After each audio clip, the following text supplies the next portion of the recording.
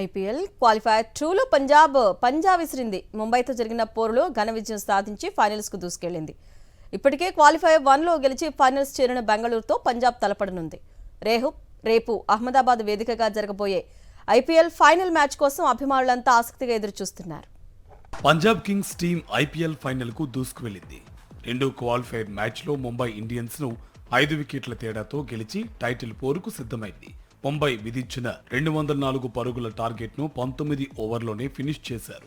41 బంతుల్లో 87 పరుగులతో అజేయంగా నిలిచి పంజాబ్ కింగ్స్ ను శ్రేయస్ అయ్యర్ ఫైనల్ కు చేర్చాడు.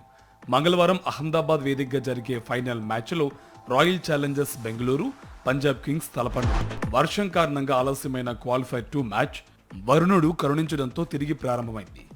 మొదట టాస్ గెలిచి బౌలింగ్ ఎంచుకుంది పంజాబ్ టీం. దీంతో బ్యాటింగ్ కు దిగిన ముంబై జట్టు నిర్ణీత 20 ఓవర్లలో 203 పరుగులు చేసింది.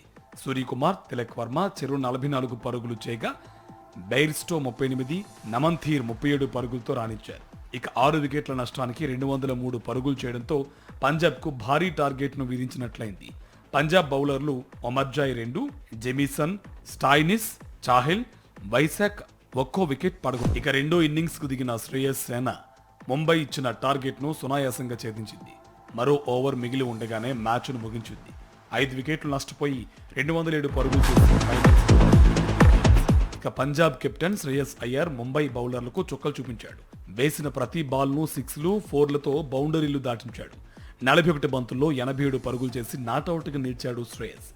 మరో పంజాబ్ బ్యాటర్లు నేహాల్ వధేరా 48, జోష్ ఇంగ్లీష్ 38 పరుగులు చేసి పంజాబ్ విజయంలో కీలక పాత్ర పోషించారు. ఇక ముంబై బౌలర్లు అశ్వనీ కుమార్ 2, ట్రెంట్ బౌల్డ్, హార్దిక్ పాండ్యా ఒక్కో వికెట్ తీశారు.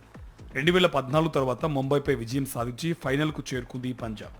ఇప్పటికే క్వాలిఫైర్ 1లో గెలిచి ఫైనల్ కు చేరుకున్న ఆర్సీబీతో తలపడనుంది పంజాబ్.